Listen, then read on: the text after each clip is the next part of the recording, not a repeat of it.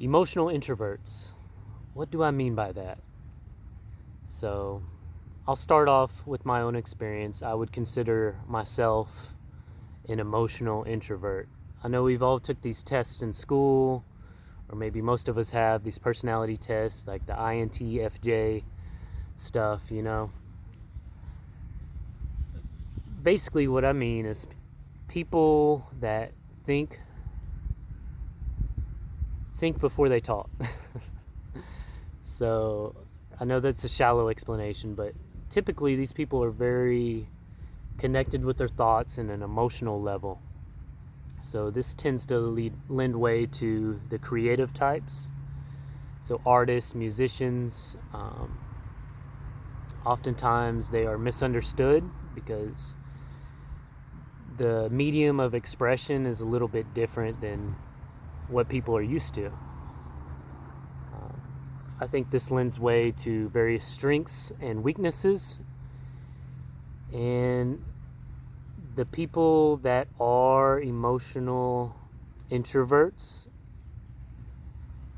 if they can harness the strengths and not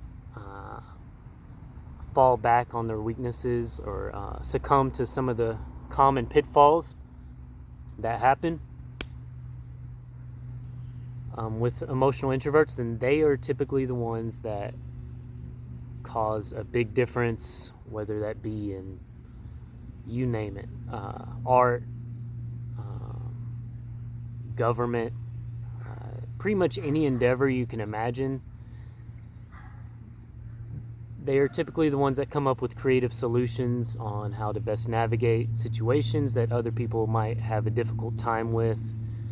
And I think it truly is because a lot of them think of things in a different way than average, or than the average person. And there's nothing wrong with either way. I think there's a lot of, we'll say, type A and type B personalities, but on a deeper level, there's also people that are more sensitive to things, emotions and feelings and intuition, and maybe tend to believe more in esoteric things like luck and how the universe works, and they see those examples played out in their own life.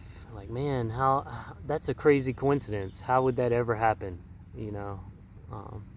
Synchronicities, and get involved in philosophy and are very, not all the times, but often artistic because it is a way to express themselves, where communication often feels more shallow and, I'm not going to say meaningless, but not as much meaning is derived from talking and small talk than is for most people. So anyways, that's kind of the definition. I know it's still kind of broad, and I will touch on it a little bit more later.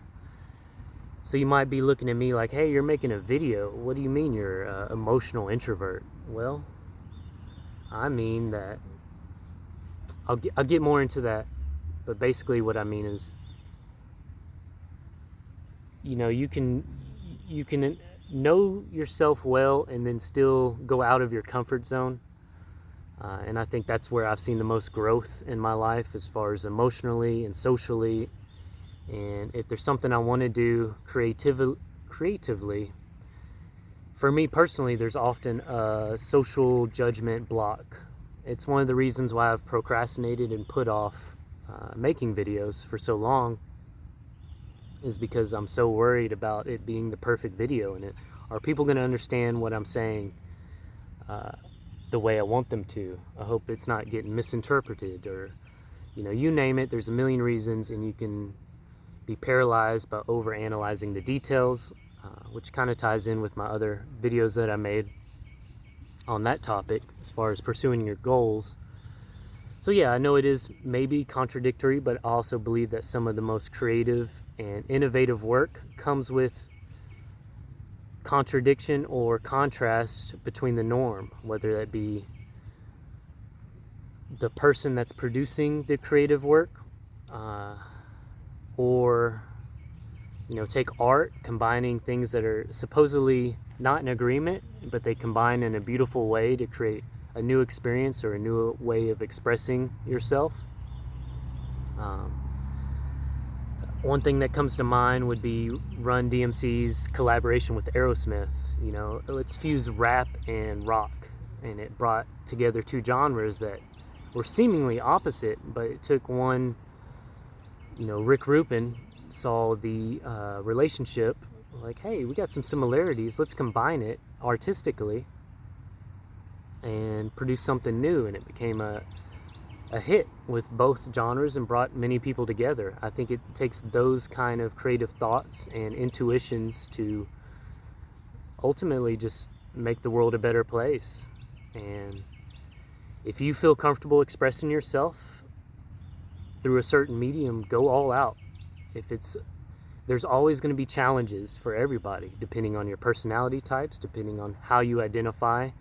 I think introverts, the number one fear in the world is public speaking. I think introverts feel that fear more deeply than most, because they're very sensitive to their emotions.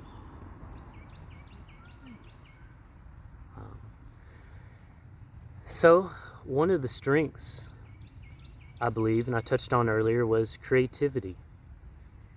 Because you're more sensitive and you can follow your intuition more readily than other people, you rely on your inner feelings for certain things. That feeds directly into the creative aspect of human existence.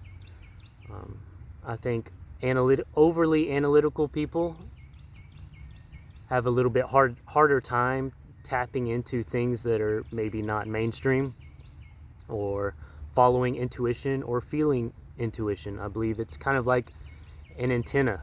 You can pick up these certain feelings and these pathways in life that might open up for you, being an introvert and I don't want to say deep thinker, but thinking of things in a different way, like a universal connection kind of way, or whatever you want to call it. Certain pathways open up that aren't as obvious for people that don't think that way. So one of the strengths is following your deep intuition, which is, and don't be afraid.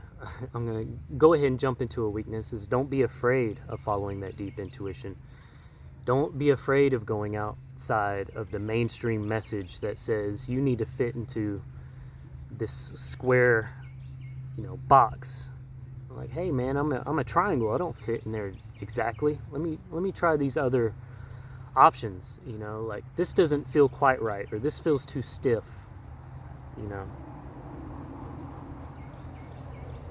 I'm going to college now.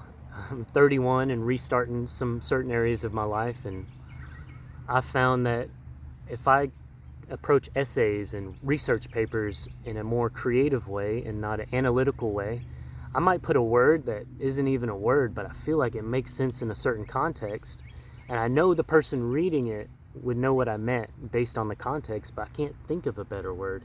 Come to find out, the word doesn't even exist, but that's kind of what I'm talking about. Maybe that's not as a good example as, say, like the musician Prince. And he redefined and put together certain aspects of music that no one had ever done before, and he just lived his life that way. He would lock himself in his room, sacrifice sleep, and take many naps. And there's a lot of people, creative thinkers, that were the same way, and they produced their best work. Leonardo da Vinci and Albert Einstein, and some of these people that more thought things deeply on the inside before relaying those messages to the outside. In no way am I comparing myself to those people, but I think there is certain personality types that overlap with, types of thinking that break through the norm of everyday life. Those contrasting and those seemingly conflicting ideas, creative thinkers, and emotional, when you bring emotion and feeling into the mix. And introversion means you think on the inside more and you don't bounce ideas off of other people and let that affect how you believe the world to be. Those type of thoughts lead way to crazy innovations in the world. don't be afraid to express those things. And it's a thing I'm still working with personally, which is just getting through the fear, you know. And oftentimes once you take that first step, that's 90% of the work. So if you leave this video with any message, if you feel like you are a emotional introvert and you think of the world in a different way than most, or than what most people express, the main message I would like, and what I should have took years ago, is just get out there and just start. The path will unveil itself as you go, as long as you commit, and as long as you can face that fear. Like I said in a different video, the universe rewards bravery and rewards commitment. So if you can commit that mind, body, and spirit to your goal, amazing things can happen, amazing changes can take place. You know, let's take away the cliche from the statement, you know, be the change you want to see. Well, have the courage to act to be the change you want to see. So that's my message. If you have any questions on, I could definitely probably expand more on the weaknesses and strengths, and especially on the strengths, because I'm just now on that path myself. I feel like I've succumbed to the weaknesses for long enough, and it's time to just go for it on certain aspects of my personal life. And I want this to be the message, like, hey, it's okay to just go for it. Don't worry about these holdups. Don't worry about things like shyness or how people are going to look at me. Go for it anyways. You might fall, and you probably will, but keep going. The universe rewards that gall, that strength, that resilience. Go for it. Bow into the dojo. Take that first step. As always, I love you, and I'm glad you watched the video. If you made it this far, if anything resonates, let me know. And tell me how I can improve in relaying these kind of messages. My audio might suck. I hope not. I'll try to, if I can edit it to be better. There's kind of a tree branch blocking some stuff, so just let me know anything. Quality, the analytical side or the emotional side of conveying my message in a way that meets your needs better. So thank you, I love you, and see you next time.